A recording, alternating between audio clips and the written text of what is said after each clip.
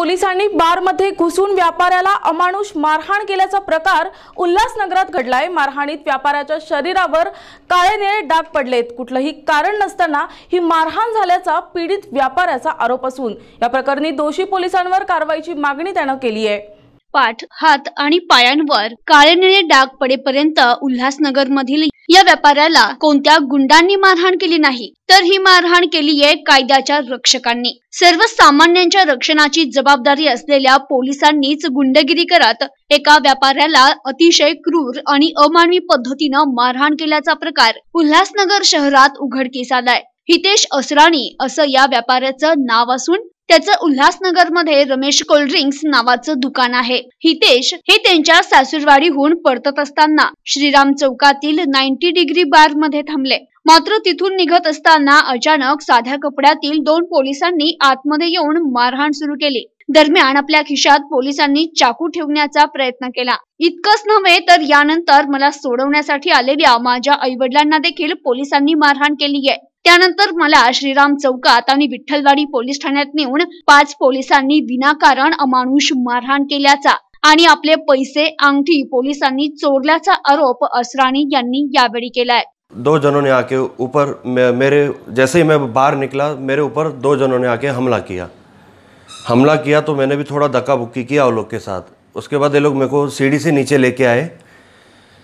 तभी वर्दी में पुलिस वाले आए। उन्होंने बोला मादरचोद तेरे को मालूम है कि भाई ये पुलिस वाले तूने वो लोग के ऊपर हाथ उठाया है। तभी वो लोग ने मेरे को मारना चालू किया। उसके बाद मेरे को कम से कम 15 से 20 मिनट ये लोग मार रहे थे चौक पे एकदम, जहाँ पर उन होटल के ऑपोजिट में उनकी जीप खड़ी थी। कंटिन्यूस मेरे को ये लोग मारते ही जा रहे थे। उसके बाद मेरे ऊपर बोला कि भाई तेरे जेब में से ये चाकू निकला है। मैंने बोला मैं व्यापारी आदमी हूँ, मैं ये सब सामानों की कुछ ये शौक नहीं रखता हूँ। तभी मेरी एक उधर रिंग भी निकाली है। और जब तक मेरे मम्मी डैडी पहुँचे वहाँ पर, मेरे मम्मी डैडी ने भी उनके ऊपर बोला कि भाई आपको इतना अधिकार नहीं है मारने का। तभी उन्होंने मेरे मम्मी को भी धक्का दिया और मेरे डैडी गए बीच में कि भाई तूने लेडीज़ के ऊपर हाथ कैसा उठाया। तभी उन्होंने बोला कि भाई तेरे बेटे के साथ तेरे को भी अंदर बैठाएंगे, तू चुपचाप बैठ। तभी वहाँ पर मेरे पास कैश भी पड़ी थी। जब भी मैं होटल से बाहर निकला 25,000 थे, वो भी इन्होंने मेरे जेब से वहाँ पर ही जीप में ही निकाले। उसके बाद मेरे को जब भी डीपी ऑफिस में बिठाया लोग ने, तभी भी मेरे को मारा। उसके बाद जब मेरे को मेडिकल के लिए लेके गए, तभी मेरे को मेडिकल हो गया। डॉक्टर खुद देख के हैरान हो गए कि भाई इतना मारने का तुमको अधिकार नहीं है, भाई इसने गुनाह क्या किया था जो तुम लोग ने इतना मारा है इसको। उसके बाद जब भी मेरे को मेडिकल हो गया मेरा, उसके बाद मेरे को जब भी जीप में बिठाया तभी मेरे को बोला कि अभी जो हो गया सो हो गया, अभी तू चुप करके बैठ, ज़्यादा कुछ अभी बोलना नहीं, कोर्ट में भी नहीं, कुछ भी नहीं, तो अभी आराम से चल के सो कि भाई हम लोग कल तेरा जामीन करवा देंगे, जो भी फाइन रहेगा वो तू खाली भर देना, और ज़्यादा कुछ बोलेगा तो हम लोग पीसी मांगेंगे, तेरे को और टॉर्चर करेंगे कल। कौन बोला ऐसा?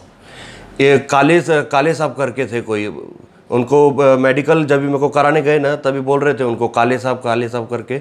मेरा तो आना जाना है नहीं, मैं किसको भी पहचानता नहीं हूँ, शक्ल सबकी ध्यान में है।